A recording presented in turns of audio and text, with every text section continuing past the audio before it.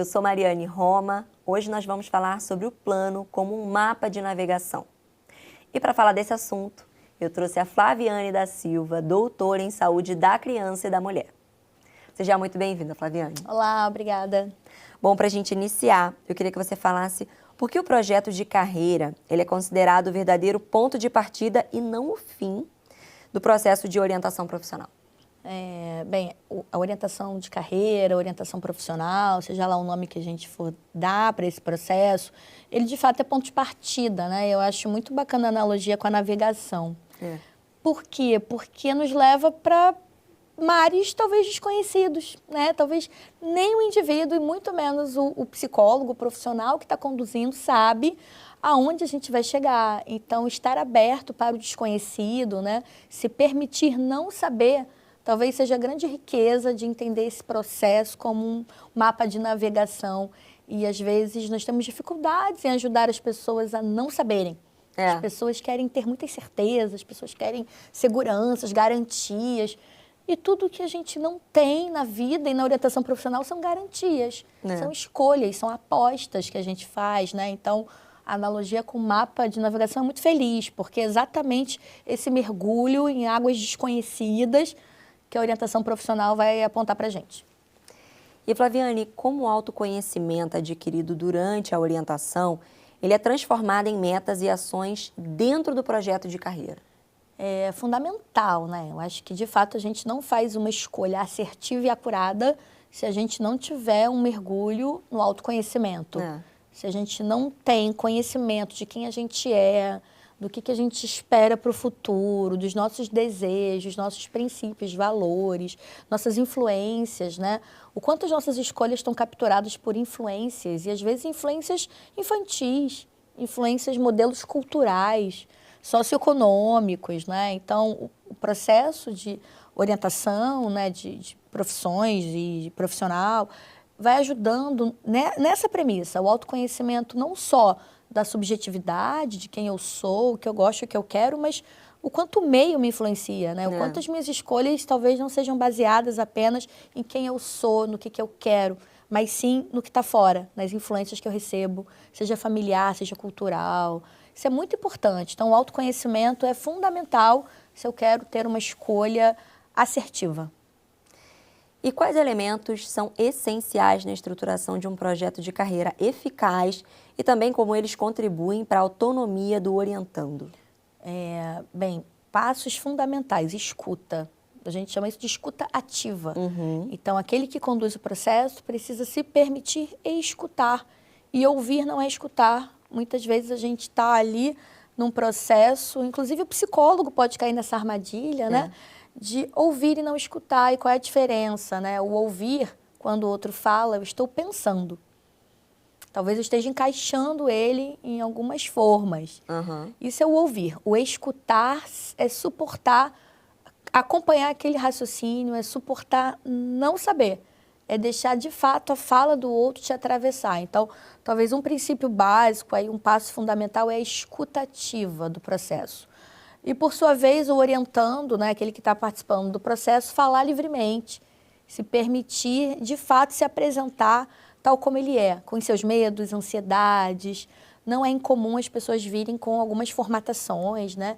Vestirem alguns personagens. E o nosso desafio no processo de recolocação, de reorientação profissional, é se despir de preconceitos, julgamentos, é de fato se permitir ser quem ele é.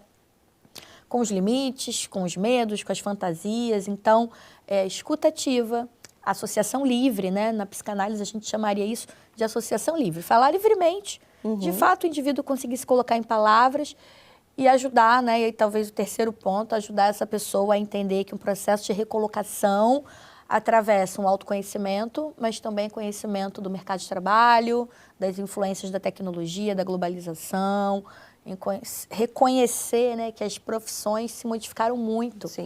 Então, é pensar sobre quem eu sou, o que atravessa as minhas escolhas e o mercado de trabalho e as profissões.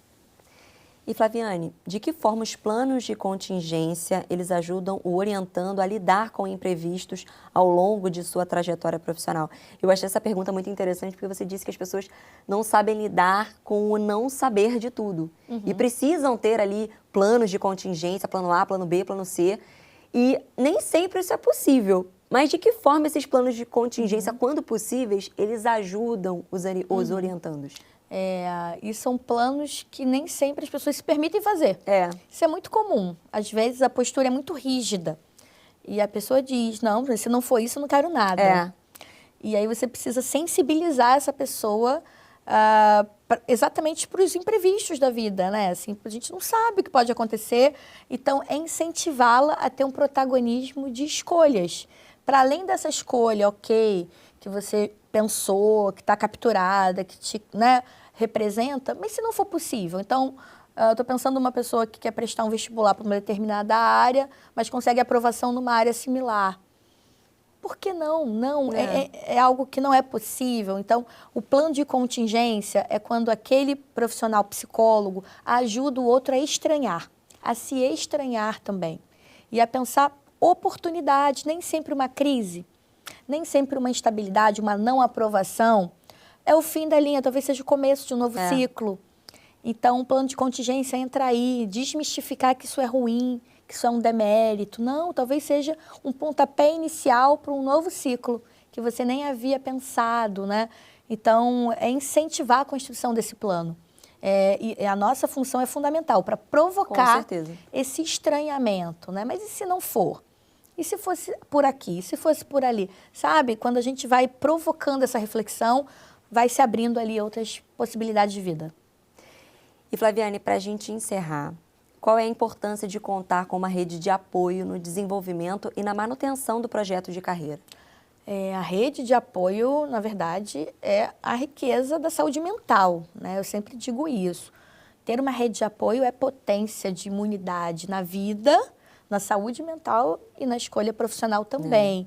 Porque, às vezes, uma recolocação no mercado exige uma redução salarial, por exemplo. Ou exige abrir mão de um trabalho. Ou exige ter que cursar uma universidade privada e não uma universidade pública. E não exige custos, por exemplo. Que se você tem uma rede de apoio viva, pulsante, talvez você suporte as adversidades, suporte se privar de viver determinadas possibilidades de vida naquele momento em prol de um desejo, de uma caminhada em outra direção profissional. Então, ter uma rede de suporte, que pode ser família, pode ser amigos, pode ser no trabalho, né? Isso é fundamental. Eu sempre acho que ter rede torna aquela pessoa mais saudável. E saudável mentalmente, a saúde mental mesmo. A rede social é potência de imunidade. Rede de apoio é fundamental. Flaviane, muito obrigada pela sua presença e por todo o conhecimento. Foi ótimo. Obrigada. É isso, gente. Chegamos ao final. Bons estudos e até a próxima oportunidade.